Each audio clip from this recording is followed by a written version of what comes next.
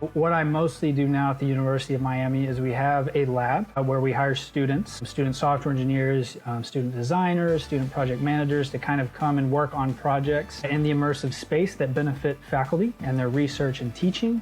We basically have a system set up where if any faculty member at the university, whether that's from the medical campus, the Gables campus, which is quote unquote the main campus where most of the regular majors are found, or then the Marine campus, they can essentially work with us. They can present their idea being like, I think we have a good idea of using immersive technology or AI or whatever it may be to help us, again, create something that'll help with research or teaching, whatever it may be. Basically, when I heard about what you all offered with the CCK, I was very excited. I think the main draw to me was just out of the box of us having the ability to have virtual humans that you could communicate with, just kind of an easy way to build out sequences and things like that. Because obviously in the past, what we had to do when we went into virtual human, we'd have to kind of build out from scratch, which obviously is not a very easy process.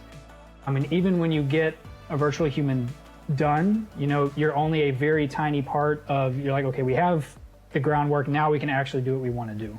So there's that really long, time sink at the beginning. So that was one of the challenges we were facing. So coming across you all and seeing that you guys offered a lot of these things out of the box was really attractive to us. One of the projects that we're utilizing SkillsVR is a simulation we are creating to train paramedics, basically. So we went in to the medical campus. They had a bunch of these dummies that were rigged up with all these different controls and things like that.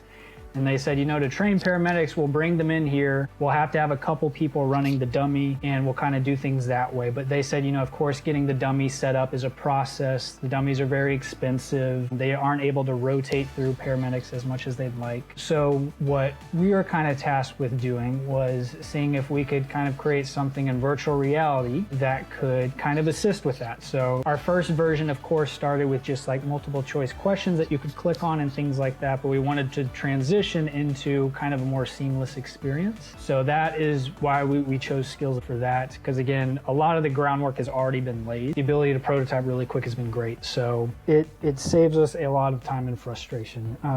Just the ability to start off, instead of just a fully blank Unity project, to start out with, pre-made environments, pre-made humans, virtual humans that are rigged, can speak, you can tell it whatever you want to say. A very easy way to set up, conditional branches, cause and effect different scenarios with those virtual humans and objects in the environment is just huge. So, being able to work with Skills where you really don't have to worry about setting up all those complicated XR packages, worrying too much about the different build profiles and all these different things. It just really provides a really nice and solid starting point.